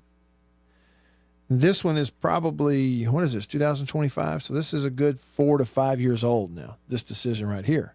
And that was, okay, if I'm going to be a producer of opinions and takes and thoughts and analysis and all that, I can't also be an adamant consumer of everybody else's takes and opinions and thoughts and analysis. Because if I'm sitting here all the time, got the phone going or, you know, shows going or whatever, I'm listening to everybody else's takes and thoughts and opinions on everything, it would almost be impossible for me to then get in front of this microphone and give you totally original thoughts. It's going to creep in to my stuff. I'm going to start thinking what they're thinking. Next thing you know, I'm in the echo chamber. So I've gone to great lengths, even to the point of just kind of basically shutting myself off from a lot of that other, you know what, that you just mentioned, so that even if I do get on here and sound like somebody else, at least you can know I'm not saying it because I heard somebody else say it, or I don't feel that way because I heard someone else feel that way. Does that make sense? See, and you want to hear a real old guy comment, Jason? Before the world of social media, we didn't have to worry about that. But that has been something, that's one decision that has paid off and I've been happy with. And to my unnamed texter, we were talking about money earlier. Look, you don't need to apologize. It did not come off as preachy or judgmental. Not at all. I didn't take it that way one bit. You just quoting the Bible. It's not that money is evil, it's the love of it. The Bible says that. Yeah, no, man, you're good. We're good. We're good. Miko, Grumpy, RT, J-Rock, the rest of y'all, your texts coming up. We come back. A little bit of time left with you on this Tuesday. Back after this.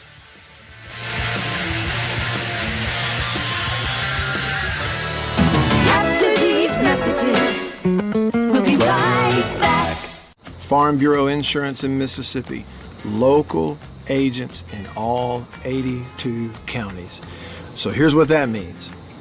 You have that fender bender, hopefully you don't, but let's say you do at an odd time. Something goes on. It's Saturday night at 11 p.m. You don't have to wait until Monday morning to call some 800 number and talk to someone 3 states away. You've got your agent's phone number right there on your phone because you go to church with him. Your kids go to school together. He lives right down the road. You see each other at the ball games on Friday nights. So it's personal with your local Farm Bureau insurance agent in all 82 counties in this entire state. And if anything does arise and you need to, run it up the chain or up the flagpole, the home offices for Farm Bureau Insurance are in Jackson, Mississippi. It's right here in the state of Mississippi. It doesn't get more local than and personal, the service that you get with Farm Bureau Insurance in Mississippi. I can't recommend them highly enough. And if you haven't, recently, let them give you a quote. Home, life, auto. It's Farm Bureau Insurance. Go with the home team. After these messages, we'll be right back. Well, look at what we have here. Christmas come early. Boom. Little green onion country pleasing. That's not all. Little original smoked sausage flavor. That's not all. Jalapeno and cheddar. It has to be one of my favorite, just judging by how much of that stuff I eat.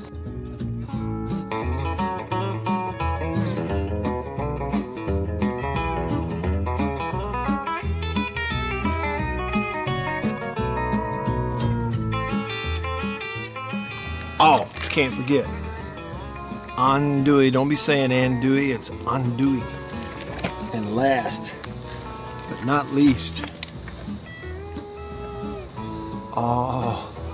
pork and pineapple. Bun size, 3 links bun size. Look at that right there. Be careful. Come on with it. It's mine. Come here, jalapeno. Oh, that's all mine. Country pleasing sausage.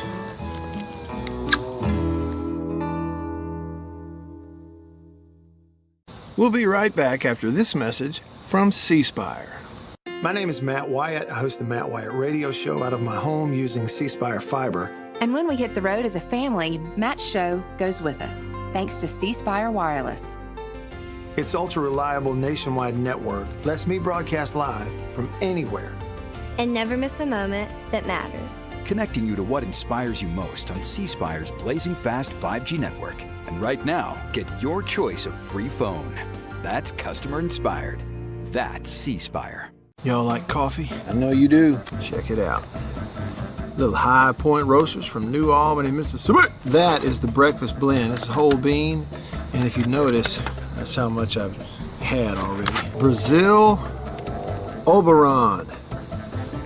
Not Orgeron or Orgeron, you LSU. No, Brazil Oberon. That ain't all. What we got there? What flavor is that? Papua New Guinea grade AA. Bring it on. High Point Roasters, New Albany, Mississippi. Roast it right there. That's whole bean. One more. I got more. Ah, tried and true. Magnolia Blend. High Point Roasters coffee, New Albany, Mississippi. 1059.com.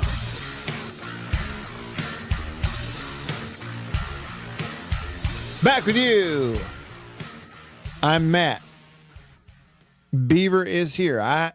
Beaver, I have something for you, friend, that you need to know. Beaver, I have something for you that you need to know about October the 7th that I bet you didn't already know.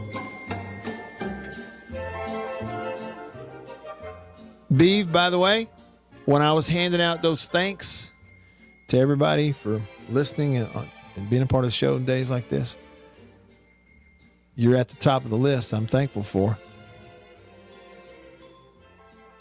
Thankful for you, Beaver. Cue the Golden Girls theme. Or, we just need one more, and I could do the whole Alan on Hangover, the 3 best friends that anyone could have. No, Beav, check this out. Today, sir, and I know how you need to celebrate this too, and I'll tell you that in a minute. Beaver, today, October the 7th, is National Propane Day.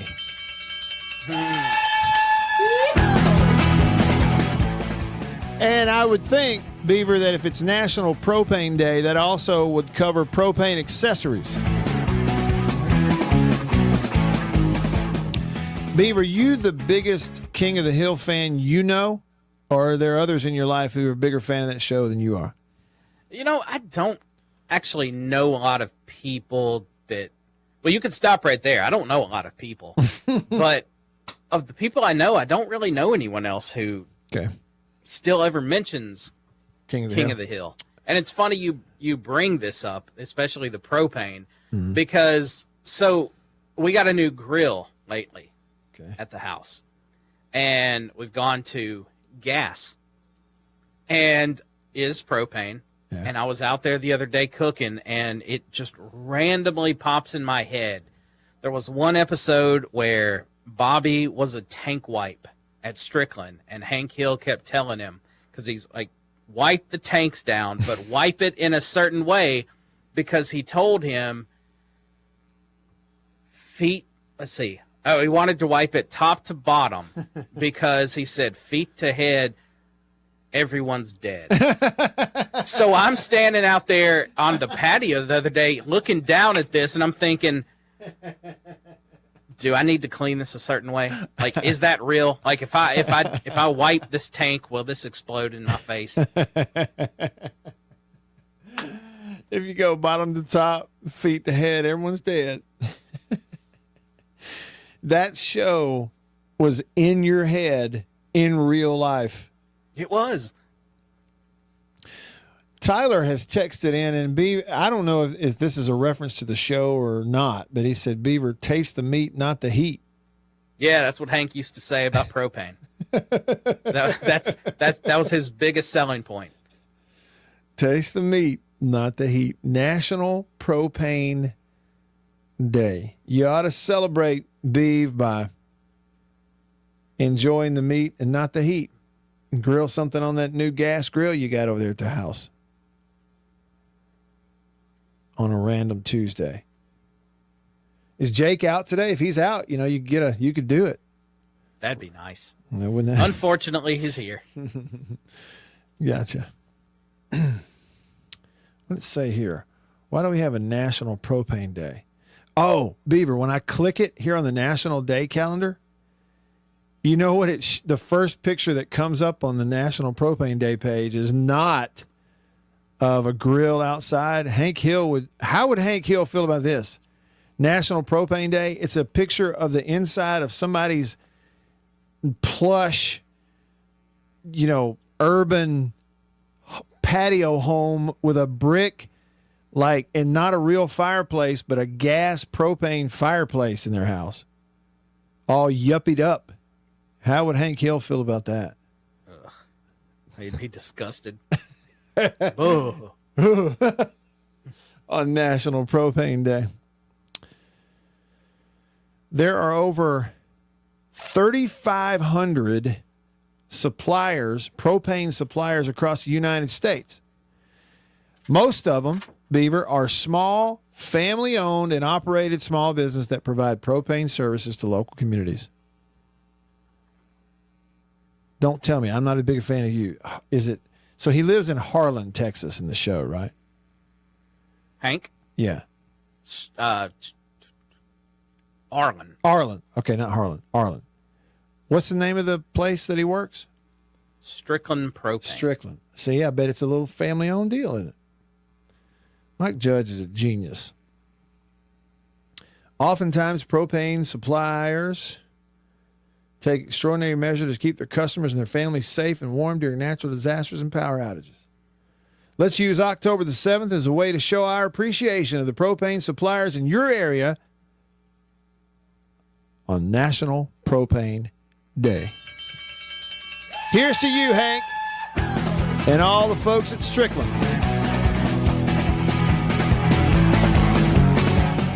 Hey, Beav, the new release of King of the Hill, I haven't talked to you about it in a couple of weeks. You still enjoying it? Still good? Oh, I watched it that first week it came out. The whole Remember, thing? it came out on a Monday, and they put all 10 out at once. So I watched it in the first 4 days. Yeah. You were done the first week. Okay, got it. Waiting for the next one now. Yeah, when's that? No idea. No idea. I don't know if there is going to be a next one. You would think there would be because it was a pretty big success from what I read. Right. Especially nowadays, Beaver, when most everything TV comes out with isn't a success. Right? I mean, really. Mm-hmm. Beav, and I know normally you're a little put off when I go crazy hitting buttons on my soundboard, but National Propane Day, you okay if I just rattle off several of these King of the Hill sounds I've got? Well, yeah.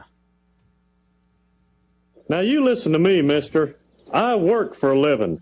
And I mean real work, not writing down gobbledygook. I love that so much. No, I like Willie Nelson. He's got long hair. He's alternative. Now you take that back. Don't insult Willie Nelson. An F in English? Bobby, you speak English. Hank.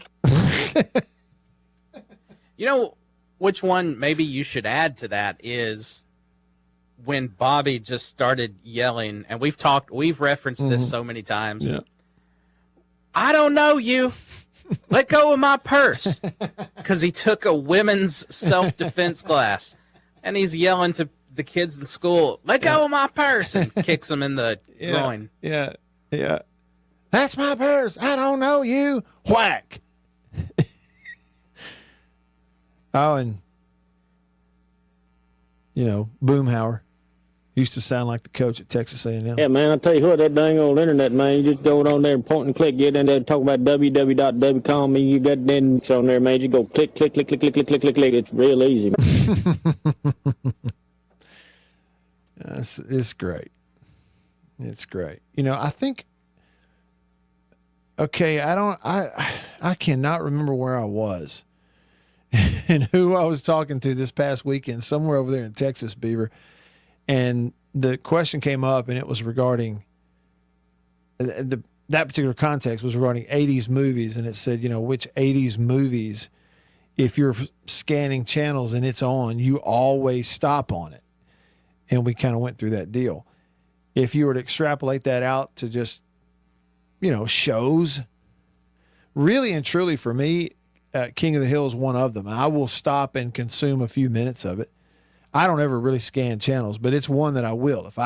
If it's there's a replay of it somewhere, I will stop on it. It's up there. Let's just say Boomhauer. Somebody texted in and says, Boomhauer looks like Matthew McConaughey. I love the spelling too there. McConaughey is hard to spell. Let's be real. It really is hard to spell. Yeah, okay, look, I kind of halfway intentional. I didn't talk about the Chiefs losing last night. 2 reasons. 1, I don't want to. 2, I didn't see it. Didn't get to watch. I was busy helping Annabeth. She's got a big event she's putting on in Tupelo tonight. I'm really happy for her. It's gonna be good. So I didn't see it. I will have a chance maybe later tonight or in the morning to go back and kind of watch the non-commercial version where you just watch plays and see the whole game in about 18 minutes, it seems like.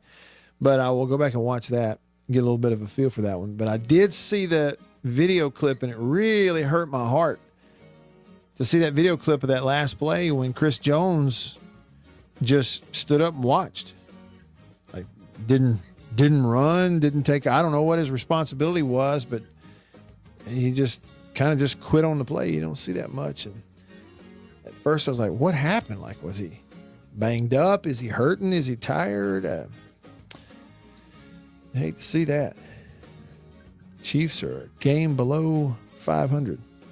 JS290 called him sloppy, and I think that's a good way to put it. All right. For Beaver, I'm Matt. All of us here on the show, thank you all again. We'll see you tomorrow in the Farm Bureau studio. Farm Bureau Insurance, go with the home team. Same time, same place. See you then.